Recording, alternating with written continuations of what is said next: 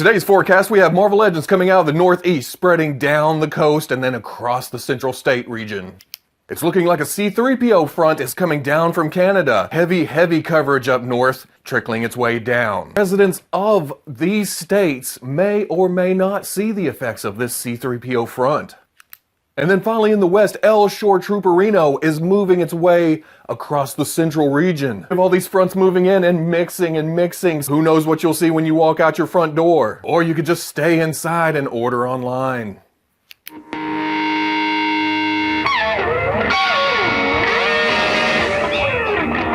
Okay people, welcome back to another Fwoosh News Weekly Recap. As always, I'm Robo, and today we're going to talk about some Medicom. Going to be some ranting about Medicom. Probably so long that the rest will have to be quick updates. But I'm also going to talk about some Bandai model kits. I'm going to talk a little bit about NECA, and then even some variant PlayArts Kai. Now, as most of you know, I have a love-hate relationship with Medicom and their MAFEX action figure line. I've had some ups, I've had some downs. Lately though, they've been up. The Empire Strikes Back Boba Fett came in. It was an excellent figure. The same with the Return of the Jedi Boba Fett. And I'm even hearing good things about the MAFEX First Order Stormtrooper that just came out. And then in a quickie last week, I showed you the MAFEX Rogue One Darth Vader. This thing is looking so eat.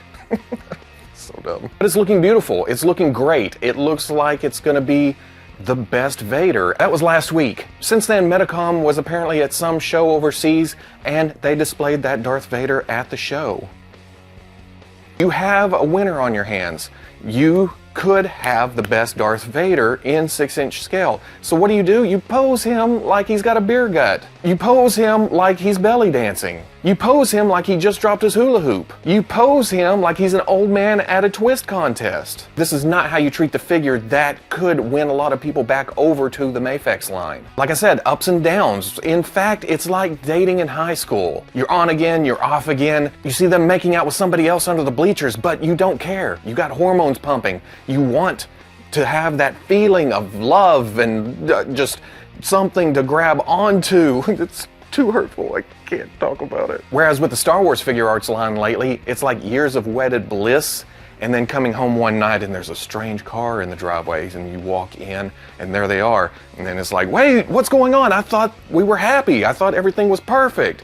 And they're like, well, we have other stuff going on. But that's a completely different rant for another time. But the MAFEX line, yeah, Medicom, we want to like you. Let us like you. Now, looking more at this picture, studying, I mean, yes, at first glance, it's Vader. Good. Then you start noticing all these little things, like they just tossed him into the display. They're just like, oh well, people like him anyway. You can't do that. And on top of that, you notice Boba Fett to the side of him. And my first thought was, cool, I can get an idea of scale maybe. Height-wise, see what's going on there. But no, they couldn't even be bothered to do that right. If you notice at the bottom, the stands are stacked on top of each other. What the hell is going on there? Here's the new Vader. Oh, we forgot about Boba Fett. Just shove them in there, whatever, just stack them on top. Because if you go to another picture from the same display, here's the Death Trooper. It's looking pretty good. Okay, they took a minute to pose this, him holding the rifle. The stand is kind of just haphazardly stuck around him, but there was a little effort put in here. And then you notice that Boba Fett's stand is on top of this one too. So you can't really get an idea of scale from their display. We know that the Death Trooper and Vader are taller than Boba Fett. Given Medicom's first Darth Vader, we know how tall this one will probably be. So it's not that big of a deal. When we, the fanboys, the customers, the consumers, see companies doing stuff like this, we kind of lose a little faith. And that's not just Medicom, that's any company.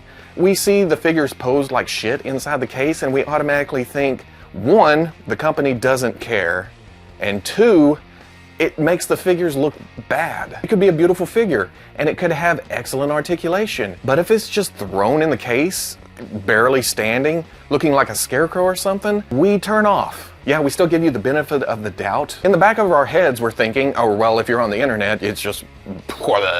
Yeah, you lose a little ground with us. Take a minute, think about it.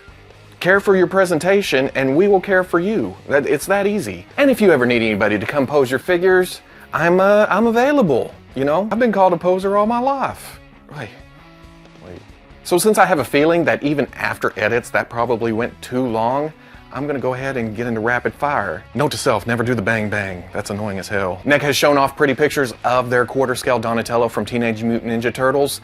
It's so beautiful. They picked the best turtle for the first figure in the line. If you want to argue about it, comment down below. Mezco has solicited their 1/12 collective Spider-Man. It's looking great. I myself, personally, and just speaking for me, I'm not a huge fan of the cloth plastic mixed medium. I know a lot of people love it, and I got no problem with that, but even I'm kind of tempted by this. Now, the Star Wars action figure model kits that are coming out in December, the box art has shown up for those.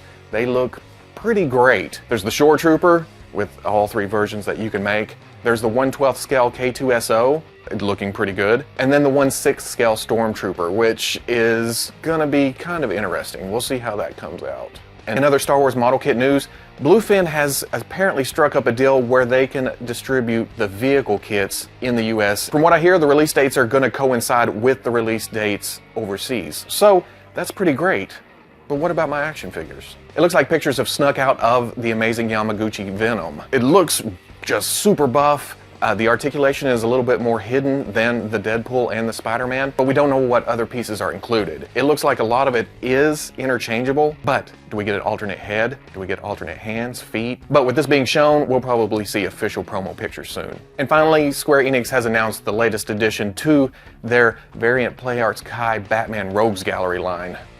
This is kind of a line that mixes Batman with his greatest enemies, and the newest one is Mr. Freeze. Now, I love looking at this line. It's visually interesting. I love how they mix the two together. It's obviously Batman, but it has a villainous twist to it. And that's no different with the Mr. Freeze. I love the ice buildup.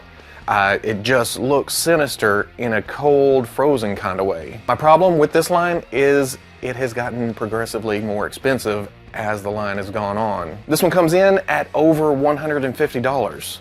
Now, I know people have argued with me that the size has gotten bigger, the quality has gotten better, that the price point is acceptable. And I'm not trying to take anything away from the line. Again, that's just my personal feelings on the matter. And as always, at noon tomorrow, I'll be posting this to the Fwoosh front page with all of these pictures lined up below, or links to the articles where the pictures came from. So if you want to see those in more detail, yeah, hit that tomorrow. So if you like the news recap, comment, like, subscribe, right here. Hit me. Hit me! I'll catch you on the Fwoosh.